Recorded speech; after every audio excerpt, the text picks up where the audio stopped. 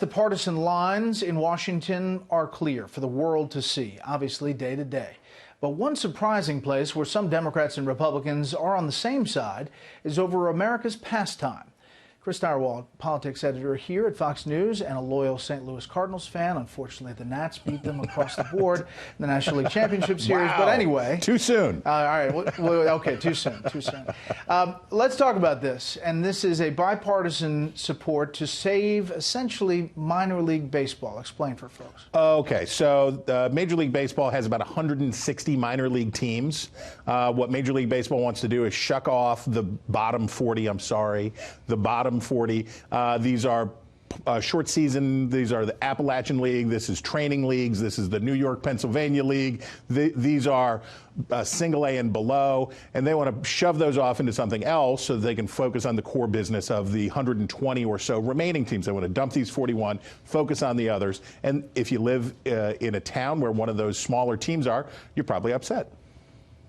So there's a bipartisan letter to the commissioner in which it says reducing the number of minor league baseball clubs and overhauling the century-old system that has been consistently safeguarded by Congress is not in the best interest of the overall game of baseball, especially when Major League Baseball's revenues are at all-time highs. And those revenues include $1.2 billion in profits in 2019 for Major League Baseball. The question is, for people like Bernie Sanders and others, is this actually an issue to campaign on?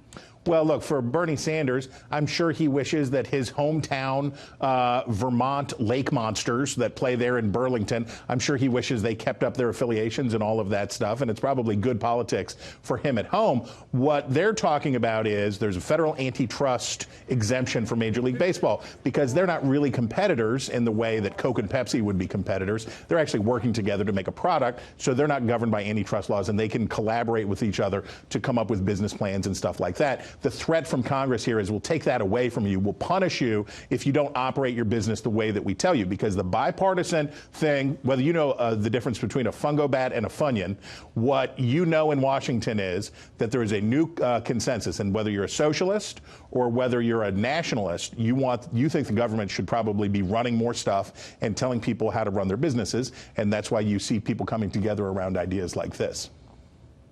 Bottom line, is Major League Baseball going to feel the pinch from Washington? Well, they're piggies at the trough, too, because they get all their free stadiums and they get all of their tax exemptions on the local level, so they want to kiss up and make people happy. So they're leaving this out here. It's getting pummeled. In the end, something's going to happen to these teams because it's probably not tenable, and they're going to make some changes, but they're just going to pat the politicians on the hand and say, we promise we'll be very careful.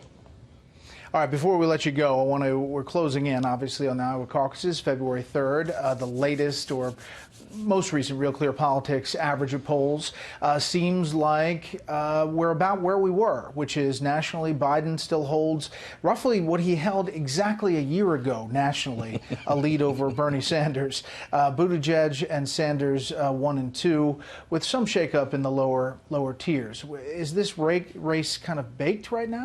Well, look, Joe Biden's fine as long as he can lose in Iowa, he can lose in New Hampshire. What he can't have is somebody build momentum coming out of those two states and going into Nevada. It's fine if he doesn't win either of the first two. It just can't be Elizabeth Warren. It can't be Buttigieg. It can't be that Obama phenomenon that we saw. And that's what Buttigieg is very much trying to make happen here. Biden wants to be like Trump was in 2016 or the way George W. Bush was in 2000. Yeah, you can have a startle here or there, but just lead wire to wire and be the consensus pick. We'll have plenty of days to talk about that before February 3rd. Chris, as always, thank you. Thank you, my friend.